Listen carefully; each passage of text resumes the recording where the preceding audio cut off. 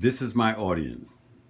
Family member Jalen, Lanita, Trey, Reverend Franklin, and Miss Brown. Thank you all for participating with me as I do this video.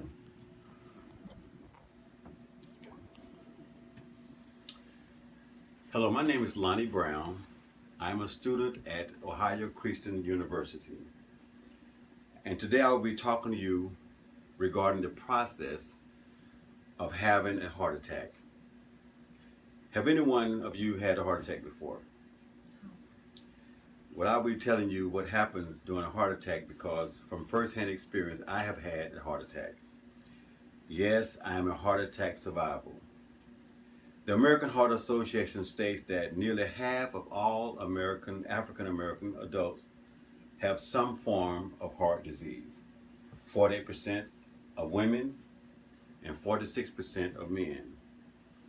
It is stated that heart disease is the #1 killer in America. Over 375,000 people die each year from this disease.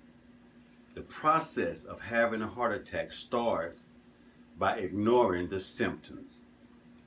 Jerry Shaw writes an article in the Newsmax Journal in 2015 titled, "Am I Having a Heart Attack?" It states, when men experience what may appear to be a heart attack symptom, they shouldn't hesitate in seeking emergency medical treatment immediately.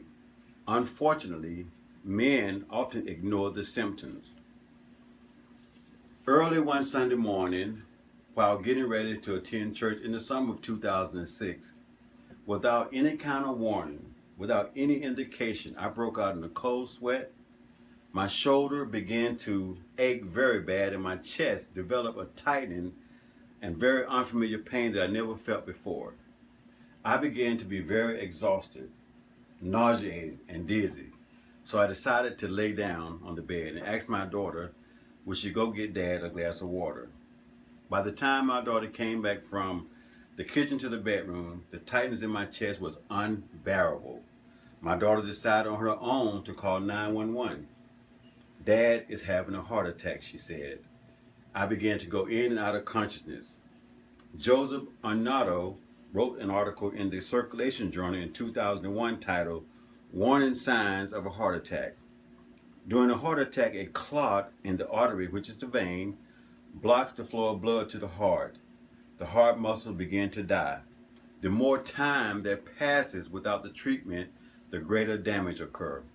The part of the heart that dies during a heart attack cannot grow back nor be repaired.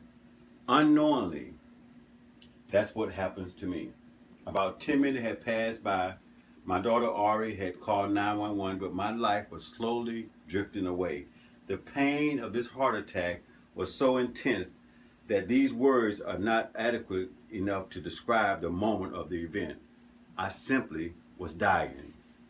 So I decided to hold on to my daughter's hand and say a prayer as my daughter assured me that, "Dad, the ambulance is on their way." But in my mind, I had a thought that there's no way that I'm going to make it out of this situation.